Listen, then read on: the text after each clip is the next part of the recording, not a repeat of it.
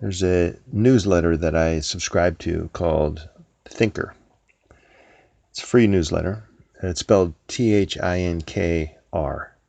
And what they do is they summarize really good books. They'll send out an email, and that one email will be a summary of a really good book. Like they've done Viktor Frankl's Man's Search for Meaning and Martin Seligman's Learned Optimism, two of my favorite books. But they did one recently on a book called Subliminal, How Your Unconscious Mind Rules Your Behavior. And it talks about a lot of different ways that your brain works unconsciously. And one of them is how you categorize things. It's a necessary way of organizing your experience and being able to figure out what is what in your world. But one of the subcategories, I guess, of categorization itself is that you categorize yourself. We put ourselves in out groups and in groups. We have decided, or we unconsciously have decided, what groups we are in and what groups we are not in. We perceive the world in a way that is divided into us and them. This is something that is built into us by evolution. And advertisers capitalize on this. There's a lot of people that capitalize on this, including politicians, of course. But they talked about one example is that Apple really tries to convey that Mac users and Apple product users are in an in-group, and the out-groups are losers that can't quite keep up. And they do a good job with their advertising, creating a kind of tribe. This is kind of a tribal thing. You can categorize yourself in a lot of different ways, including you're a Mac user or you're a PC user. You like Facebook or you like Instagram, or you're a Democrat, you're a Republican, you're a progressive, you're a conservative, you're a vegetarian, you're a meat eater. And, each individual person can be in many of those different categories and consider themselves a tribe in that, or a tribe in the sense that you feel that that's your group, and people that are not in that tribe are an out group or another group besides your group. And this built-in tendency, is the bigger problem that racism is a subcategory of. I'm calling it a problem because obviously it creates societal problems. But it was a key part, probably, in our survival as a species. In other words, it probably is a key element in what made us such a successful species. And when you're a small band of hunter-gatherers competing with other small bands of hunter-gatherers, it probably really helped to have that really strong identification with your group and at least a distrust, if not a hatred, of other groups. But now, given that we are all together in one big society, it's a problem. In a really interesting book by Carl Sagan called Shadows of Forgotten Ancestors, he talked about how some evolutionary theorists believe that the reason human beings have evolved so quickly. And if you look at our own evolutionary history, our brains changed really rapidly. And there have been a lot of theories about why that happened and how that happened. But one of them has to do with this in-group and out-group phenomenon as being a key factor in what caused us to evolve the way we did. So here's the theory. We evolved to identify with our group strongly, our tribe, and to have a distrust or hatred for the outgroup, and yet a kind of attraction to the opposite sex of the outgroup. With that combination, these theorists believe that it allowed our gene pool to evolve rapidly. Because what you want if you want a species to evolve, what you would ideally do is make smaller gene pools, because smaller gene pools can cause bigger changes more quickly. But if something evolves that's a good characteristic, then you would want that to spread into the other groups. So you'd need a combination of something that isolates you from each other and something that still connects you genetically with each other. And so that's the combination of hatred or distrust for the other groups, for the not you group, and an attraction, at least occasional attraction, for the other group, the foreign group. And this, of course, this shows up with us now with, feeling attracted to somebody with a foreign accent, for example. And throughout our history, when tribes were living relatively close together, they differentiated each other. They created cultural things that made them clearly of their group. Like the Apache and the Comanche did their hair differently, they dressed differently, they decorated their horses differently, or after the Europeans arrived, they had horses, but before that, they did things that visibly differentiated themselves from other groups. And same thing in Africa. African tribes, they did that when they were in close proximity to each other. It was very clear that this tribe was different than this tribe, and they could look at them and say, oh, that's a Maasai, and I'm not. And even now, there are, for example, Orthodox Jews have a certain way that they wear their hair and a certain kind of dress that differentiates them from other people, other tribes, other groups. And of course, one of the easiest ways of differentiating groups is by race.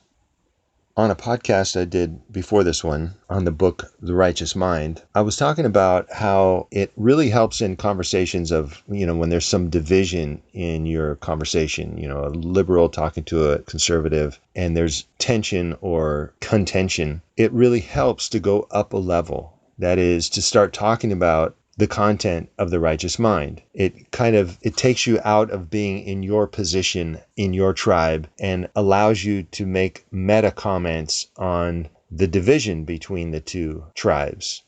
And sometimes that really changes the conversation. Most of the time when I've done this, it really changes the conversation in a really good way.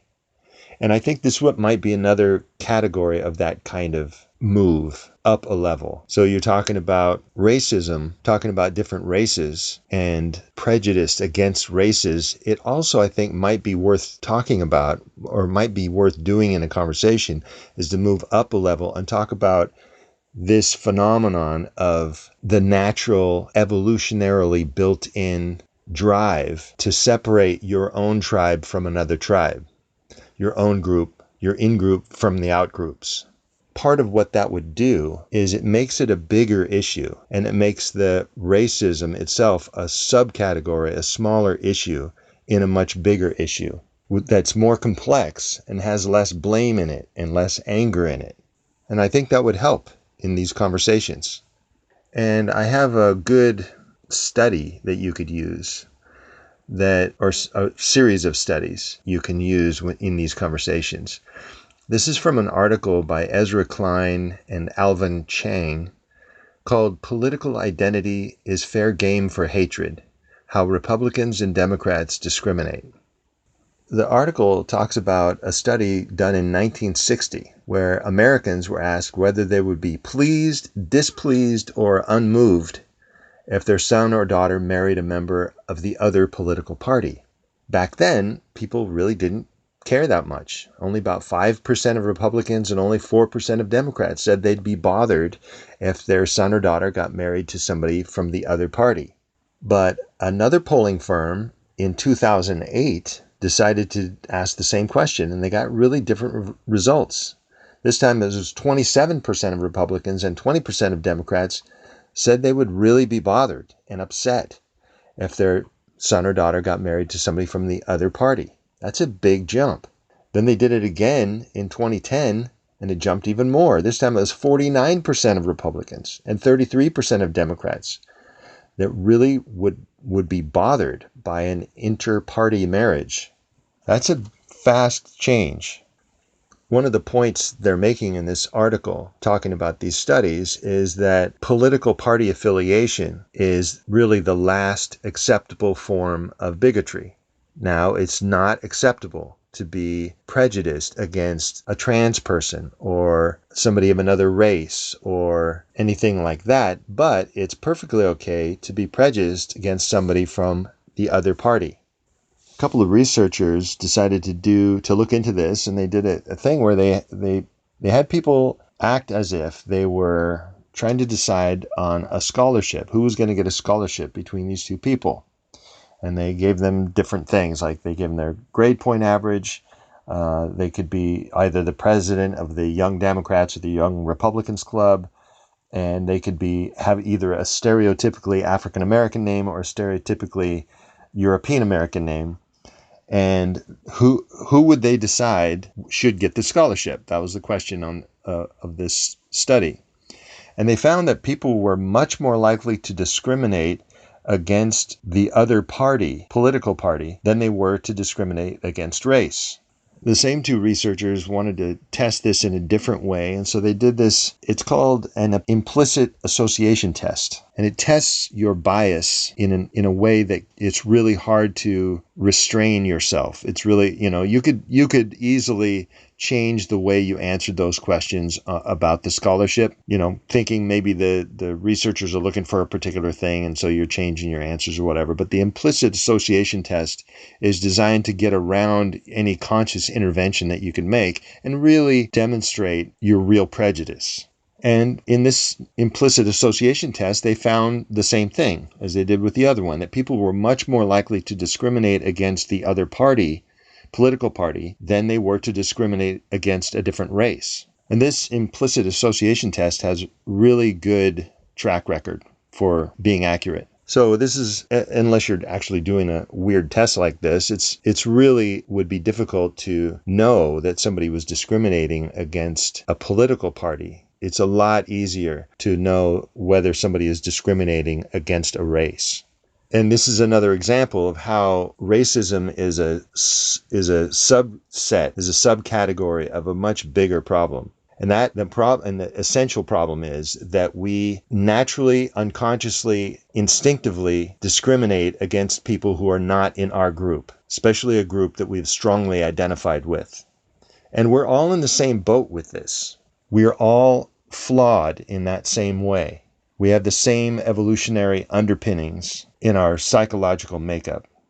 This is not to say that you are helpless in doing anything about this. There are people who have trained themselves to regard people with what therapists call unconditional positive regard.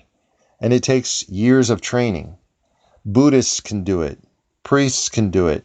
I'm not talking about all priests, all Buddhists, but there are categories of people who really try to do this and are capable of doing it. And you can too. To look at an analogy, we also have an evolutionarily given desire to eat sugar. All of us have this problem. We like eating sweet things. When we were evolving, there wasn't a lot of sweet things around. And it is high calorie, high energy food. So when we found it, we really liked it. We have just a built-in drive to eat it, even though it's not good for us. And most of us do pretty good at curbing that. Some of us better than others, but most of us have a pretty good track record for not eating all the sugar we really want. So in other words, just because it's built in doesn't mean we're helpless against it. When we come back, I'll talk about some of the things we can do to get over our natural tendency to place ourselves in the in-group and have prejudice against the out-groups. This Atom Bomb podcast episode is sponsored by Anchor, a podcast platform, the one I'm using to make this podcast. It's super easy to use and allows you to easily create your own podcast. You can record and edit your audio right onto the app. In fact, you can do everything on your phone. Anchor also makes it easy to monetize your podcast and get wide distribution. Anchor automatically makes your podcast available on Apple Podcasts, Spotify, Google Podcasts, and more. You can download the Anchor app for free or go to anchor.fm to get started. So in dealing with racism as an issue, I think it would be really important for all of us to remember that we are all prone to prejudice and to actively work against it. And probably the best way to work against it is to become friends with somebody from the other group, from the other race, from the other political party, from the other, if you're a vegetarian, become friends with meat eaters If you're a non-drinker, become friends with drinkers or whatever. I don't know. That's probably the best way to, if you're a Mac user, become friends with somebody that uses a PC. It makes that difference less of an issue for you. It really does go a long way to get rid of prejudice in that category. Now, you're always going to be prejudiced in some way. I mean, if nothing else, you will be prejudiced against people who are not prejudiced in that way. But we can express this prejudice in other less destructive, less inhumane ways by a long shot. For example, you can do it with sports teams. I think this team is better than that team. We can argue our differences between one religion or another, or between one sports team or another, without hatred, without strong feelings of distrust and dislike. And that becomes a lot easier when you have friends that are in that camp. It's fairly easy when you're actually friends with somebody to find common ground so that you can even talk about your differences.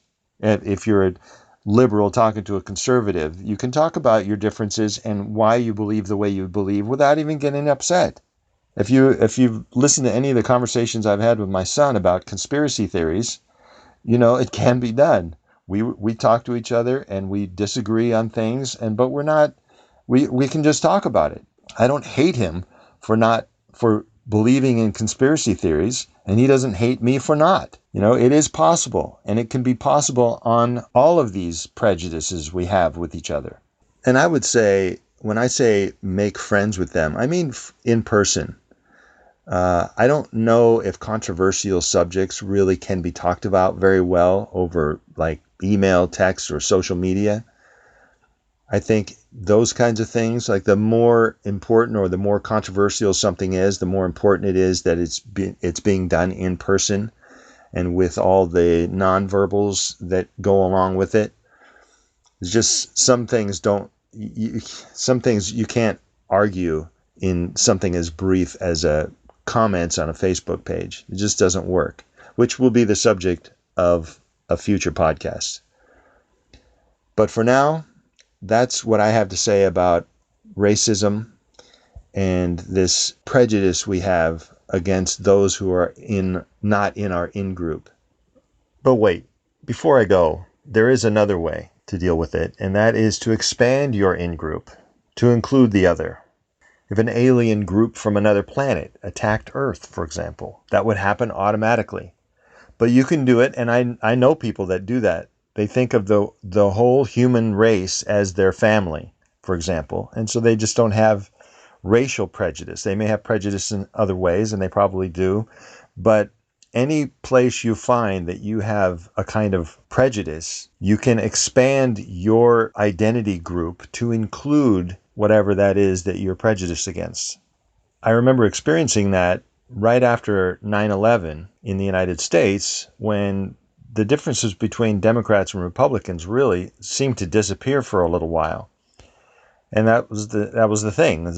So you have normally this kind of infighting and prejudice against each other, but then a common enemy shows up and we unite with each other against this common enemy. It's really the same thing. It's still the in-group and the out-group, the us against them. It's just that the group has expanded to include others. But I think that same thing can happen psychologically even without a common enemy. Or you could have, consider viruses as a common enemy or something. I don't know. I think it's worth exploring, though, and that is another way to get over a particular in-group, out-group problem. Collectively, I think humanity has come a long way from what we used to be, but we still have a long way to go, and I hope this helps. This is Adam Lee Kahn on The Atom Bomb.